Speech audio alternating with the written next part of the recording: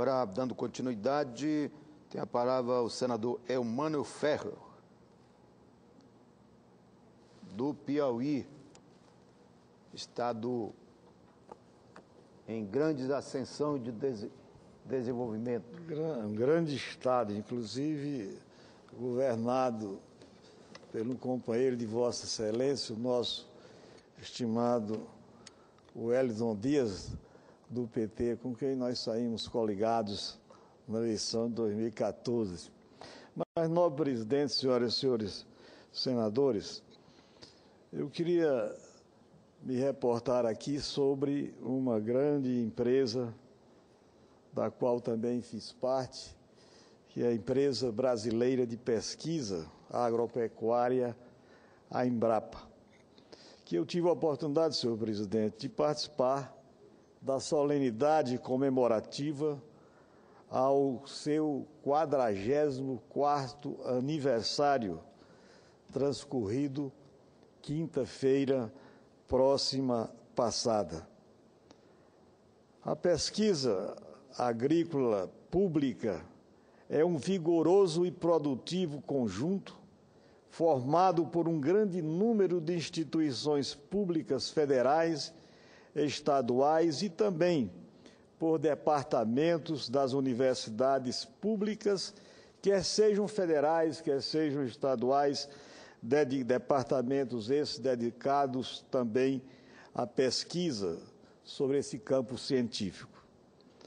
Desse conjunto, senhor presidente, faz parte da Embrapa 17 unidades centrais localizadas aqui em Brasília e 46, digo melhor, outras unidades instaladas em todo o território nacional, tendo também 2 escritórios virtuais no exterior, especificamente na França e nos Estados Unidos. Inclusive, senhor presidente Paulo Rocha, uma dessas unidades descentralizadas, que eu reputo de grande importância, está instalada na Amazônia, especificamente na capital do estado, que Vossa Excelência representa muito bem aqui no Senado, que é o CEPATU, o Centro de Pesquisa dos Trópicos Úmidos, que tem uma atuação em toda a Amazônia. Como também aqui nos Cerrados nós temos um centro de recursos, que é o Centro Nacional de Pesquisa dos Cerrados, como temos também na região Nordeste o CEPATSA, que é o Centro de Pesquisa do Semiárido, dentre muitas outras instituições Brasil afora. A empresa, senhor presidente, conta em seu quadro funcional com 9.713 servidores, dos quais quase 2.500, 2.463 são pesquisadores, com cursos de mestrado, doutorado, pós-doutorado, feitos no Brasil e, sobretudo, no exterior. A Embrapa também conta, senhor presidente, com 2.546 analistas, 1.715 técnicos e 2.980 assistentes.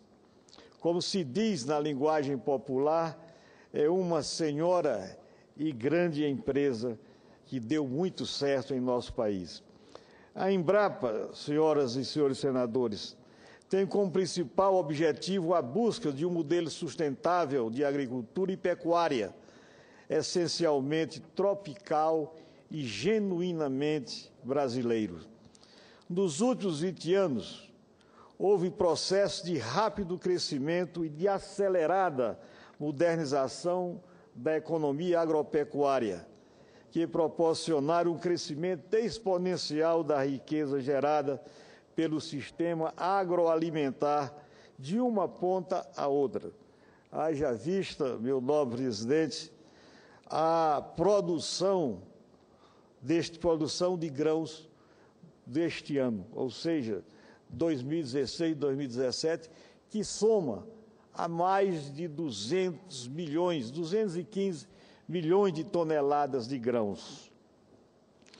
a agroindústria, da agroindústria ao varejo, a revolução tecnológica responsável pelo aumento da produção e da produtividade vem aumentando substancialmente a complexidade das atividades que estão a cargo dos produtores rurais do Brasil e do agronegócio, sobretudo. Como consequência, acredito que deve ser dada a máxima prioridade pelo Estado brasileiro à pesquisa agropecuária, sobretudo valorizando a Embrapa com os recursos necessários a novas tecnologias. A realidade, senhor presidente, que nos últimos anos tem decaído sobremaneira os recursos que a Embrapa dispõe para continuar realizando a pesquisa agrícola da mais alta relevância e importância para a produção em nosso país. Então, senhor presidente, senhoras e senhores senadores, nas últimas décadas, a Embrapa e parceiros promoveram uma verdadeira revolução no agronegócio brasileiro, com a introdução do plantio direto, a fixação biológica do nitrogênio na soja, a correção da acidez dos solos, sobretudo e especialmente dos cerrados, entre outras tecnologias geradas e aplicadas Brasil afora. Houve um ganho fabuloso no aumento da resiliência de nossa agropecuária, o que permitiu, por exemplo, termos uma segunda safra de produção agrícola, que é a tão falada safrinha, que tem aumentado a produtividade e, sobretudo, a renda dos nossos agricultores. Outra inovação fundamental, senhor presidente, de nossos pesquisadores, foi a adaptação de plantas e animais originários de várias partes do mundo aos biomas brasileiros. Entre os exemplos, podemos citar a tropicalização da soja e a adaptação de rebanhos bovinos. Sobre a adaptação da soja, senhor presidente, eu gostaria de me reportar ao trabalho realizado pela unidade de pesquisa da Embrapa e também, em parceria, sobretudo, com o Centro Nacional de Pesquisa de Soja, ou seja, um trabalho realizado pela Embrapa na década de 80, no princípio da década de 80, em que resultou na identificação, na produção de variedades de soja que foram hoje, aumento da fronteira agrícola do Brasil, sobretudo no Nordeste, na região do Piauí, ali nos cerrados piauienses, tendo como polo Uruçuí, Ribeiro Gonçalves, Santa Filomena, Bom Jesus, enfim, uma série de municípios em um território expressivo que foi incorporado ao sistema produtivo nacional, como também na região de Balsas, os Cerrados Maranhenses, e no oeste da Bahia, tendo como localidade a cidade de Barreiras. Então, eu reputo isso como um resultado fantástico da Embrapa, especialmente para dinamizar a economia do Nordeste, dessa região dos Cerrados nordestinos, através da introdução da soja. Há ainda, senhor presidente, o competente desenvolvimento de uma série de práticas conservacionistas e de defesa ambiental inéditas do mundo. Eu tive a oportunidade, senhor presidente, de participar de missões à África, especificamente ao Senegal e ao Mali, onde vimos um trabalho fantástico em regiões parecidas, semelhante ao semiárido do Nordeste, realizado em parceria com a França, especificamente com o GERDAT, que é uma grande instituição francesa. E, de outra parte, também estivemos na Ásia, na Índia, em Hyderabad, no sul da Índia, através de uma parceria entre esse esforço do governo indiano e uma empresa de pesquisa da Inglaterra, que se trata do ICRISAT. Isso é fruto do intercâmbio, do desenvolvimento e do conceito da Embrapa nos demais concertos das nações da África, da Ásia e da Europa. Agora, a empresa parte para uma promoção de outra revolução, visando ainda mais resiliência, trabalhando com os sistemas integrados. Segundo esta concepção, senhor presidente, a integração de lavoura, pecuária e floresta economizará recursos naturais e permitirá aumentar nossas reservas de água e de carbono. Trata-se de uma tecnologia alinhada à necessidade de ampliar a oferta de alimentos com o menor impacto ambiental possível. Nesse contexto, senhor presidente, a Embrapa, que ajudou a transformar nossa agropecuária, especialmente o agronegócio, em uma das mais eficientes e sustentáveis do planeta, deve ter lugar de destaque. Precisamos, senhoras e senhores senadores, continuar a investir nessa empresa, que ajudou a tirar o Brasil da humilhante condição de importador de alimentos básicos, elevando-o ao nível dos maiores produtores e exportadores mundiais, quer de grãos, quer de carne, não só a carne bovina, mas a carne suína, a carne de aves, ou seja, o Brasil, meu nobre senador Dário, Vossa Excelência sabe muito bem, de um estado grande produtor e exportador, sobretudo de frango e outros produtos, que é Santa Catarina, sabe do que eu e nós estamos falando nesse instante, sobre a relevância da importância da Embrapa, que eu estou fazendo um comentário que assinala os 44 anos de sua fundação e instalação. Senhor presidente, para ter uma ideia, segundo o balanço social divulgado pela empresa, somente em 2016, por exemplo, a avaliação de 117 tecnologias e cerca de 200 cultivares produzidos pela Embrapa e seus parceiros foram capazes de gerar um lucro social de 37,8 bilhões de reais. Relacionando esse lucro social à receita obtida pela empresa durante o ano passado, que foi de cerca de 3 bilhões de reais, o retorno anual da Embrapa para a sociedade foi de mais de 11 vezes os recursos investidos nela, na própria Embrapa. Além disso, senhor presidente, senhoras e senhores senadores, eu tenho aqui um nobre companheiro, senador que fez parte, que inclusive é da Embrapa, que é uma testemunha do que nós estamos falando aqui. Além disso, como dizia... Vilmar Lacerda é suplente senador do DF. Do Distrito Federal, exato. E suplente do nosso senador Cristóvão Buarque. Aliás, eu ficarei feliz o dia que ele estiver aqui, pelo menos uns 4 meses, mostrando a sua inteligência, o seu saber e o conhecimento, sobretudo, que tem do nosso querido Distrito Federal, a capital do nosso país. Então, senhor presidente, eu queria também citar aqui que durante essa solenidade que assinalou os 44 anos de fundação da Embrapa, dizer que a Embrapa, prestigiou as seguintes autoridades com o Prêmio Frederico de Menezes Veiga, naquele dia 27, que trata-se do governador aqui do Distrito Federal, Rodrigo Hollenberg, o nosso ministro da Agricultura, Pecuária e Abastecimento, nosso companheiro senador Blário Maggi, e o engenheiro agrônomo e analista também da Embrapa, Milho e Sorgo, nosso pesquisador Luciano Cordoval, agraciado todos, como disse anteriormente, pela Embrapa, através do Prêmio Frederico de Menezes Veiga.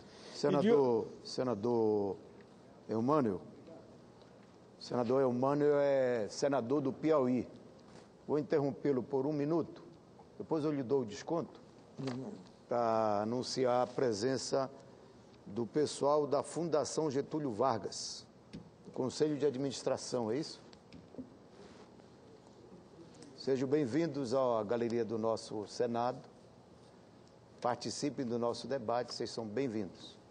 Eu tenho a notícia que vocês vão fazer uma visita rapidinha e eu gostaria de ter anunciado antes de terminar o pronunciamento do nosso grande senador lá do Piauí. Tem a palavra, Vossa Excelência. É uma honra tê-los e tê-las aqui. Inclusive, Fundação Getúlio Vargas, São Paulo, Rio.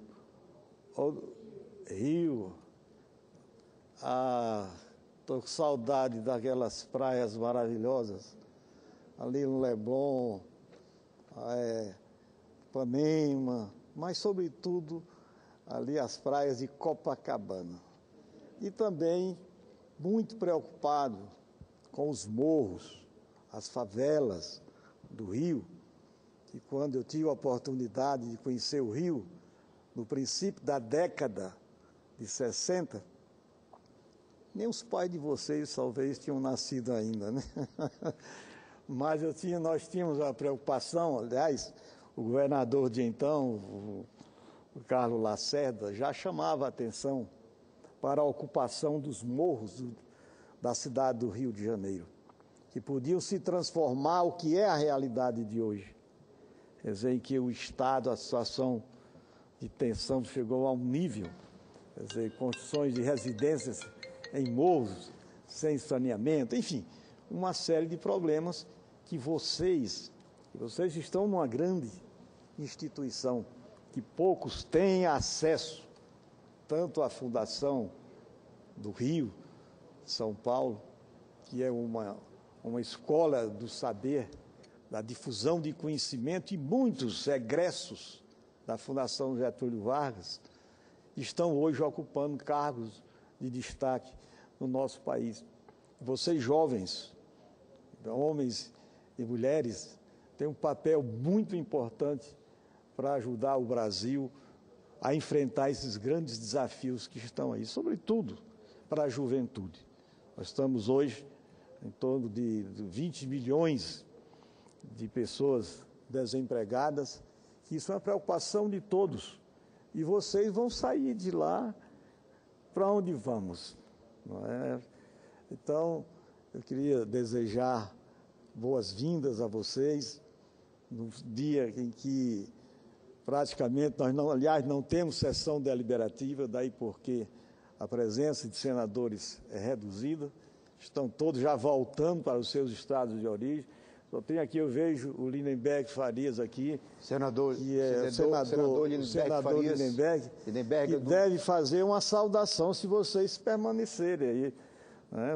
Foi um líder estudantil e está sendo aqui em determinados momentos que eu acho, enfim, ainda continua aquele líder que teve uma expressão muito grande, não é, na década de 90, do país inteiro. Embora ele tenha nascido no Nordeste, do nosso Nordeste, mas tem engrandecido a região Nordeste, sobretudo e especialmente a Paraíba dele, onde ele nasceu, onde nasceu meu pai, viu, Lindenberg? Meu pai é paraibano de Souza, viu? Então sejam bem-vindos aqui.